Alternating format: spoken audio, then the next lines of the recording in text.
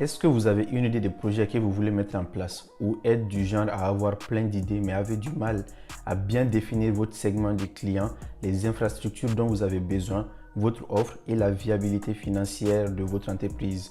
Si oui, alors cette vidéo est faite pour vous. Je vais vous présenter un outil super intéressant pour pouvoir vous aider à lancer votre business. Si vous avez des idées mais ne savez pas par où commencer, alors cet outil est là pour vous. Imaginez-le comme une sorte de tableau magique où vous pouvez organiser toutes vos idées en un seul endroit. Et nous allons illustrer tout ce qu'on va voir dans cette vidéo avec un cas d'étude. Salut à toi et bienvenue sur ma chaîne, je suis Abdou de Jeune Entrepreneur. Ici, je te parle d'entrepreneuriat et de tout ce dont un jeune a besoin pour lancer son premier business. Je te partage aussi les coulisses des projets que je mets en place principalement en Afrique afin que tu puisses t'en inspirer. Je t'invite donc à t'abonner pour ne rater aucune de mes prochaines vidéos et à la partager aux aspirants et jeunes entrepreneurs de ton entourage. L'outil dont je vais vous parler est le Business Model Canva ou BMC pour faire court. Le BMC vous aide à savoir comment votre entreprise va générer de l'argent et comment y parvenir. C'est un peu comme un plan pour construire une maison mais pour votre entreprise. C'est un support visuel qui vous aide à réfléchir et à construire votre modèle économique sur une seule page. Le BMC traite de 4 grands aspects de votre business répartis en 9 cases. En première partie, vous avez votre clientèle pour définir votre segment de clients, la relation que vous voulez avoir avec vos clients et également les canaux avec lesquels vous allez communiquer avec ces clients-là. De l'autre côté, vous avez les infrastructures, vos partenaires clés, les activités clés que vous menez et les ressources dont vous avez besoin. Au milieu, vous avez votre offre, donc votre proposition de valeur. Et le bas du tableau vous permet de travailler sur la viabilité financière de votre entreprise, à savoir les coûts de structure et les revenus que vous obtenez de vos clients. Nous allons donc voir ces 9 cases une à une et l'adapter à notre cas d'étude que je vais vous présenter tout de suite. Notre cas d'étude est un petit resto mobile que nos deux amis Boubacar et Oumar veulent mettre en place à Bamako. Le projet consiste à aménager une camionnette qui va stationner dans un quartier d'affaires de Bamako et proposer des plats sains africains dans des petits pots pour les personnes qui y travaillent. Nos deux amis proposent aussi la livraison pour les personnes qui les contactent via WhatsApp pour passer leurs commandes. Nous allons donc parcourir les 9 cases du BMC pour établir celui de leur resto Doumouni. La première case sur laquelle on va travailler est le segment de clientèle. Cette case nous permet de définir pour qui nous voulons créer de la valeur et qui vont être les acheteurs de nos produits.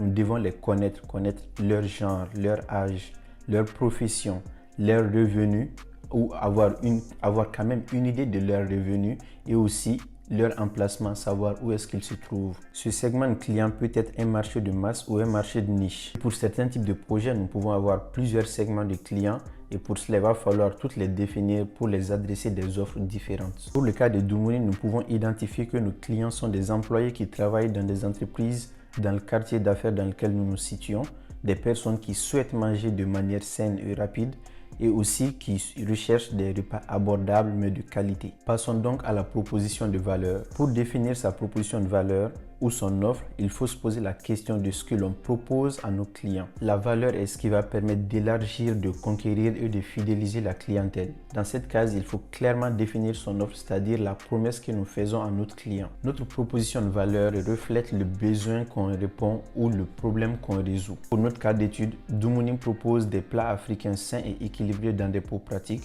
à des prix abordables pour les repas de midi. Et aussi propose la livraison gratuite pour les premières commandes.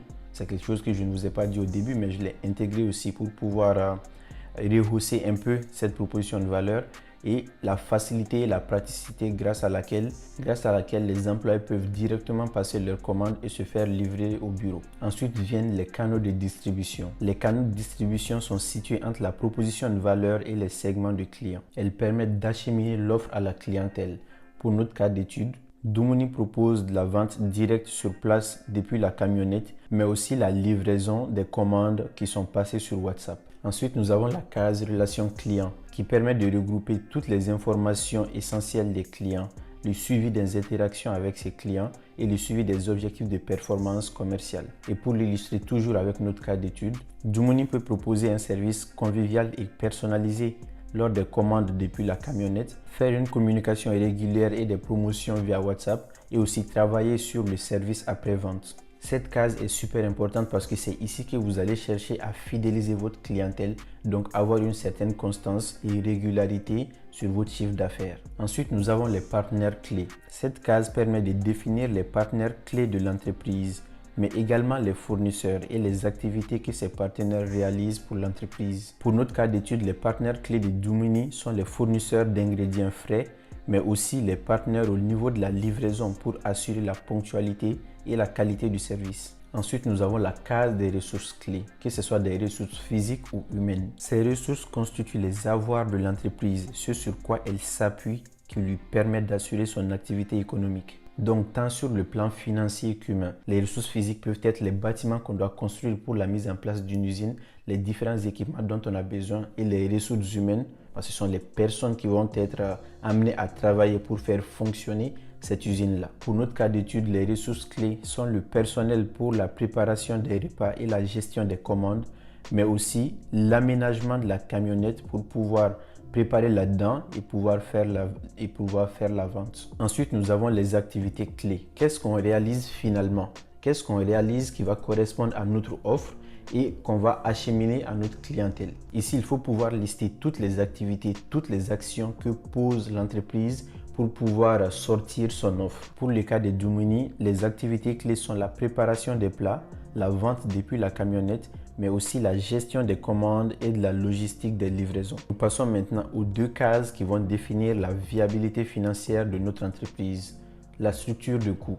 Dans cette case, il faut définir tous les coûts auxquels l'entreprise fait face, que ce soit les coûts fixes ou les coûts variables. Dans le cas de Dumuni, nous avons les coûts d'approvisionnement en ingrédients, les coûts de la camionnette et son fonctionnement en carburant, les entretiens, les assurances, etc.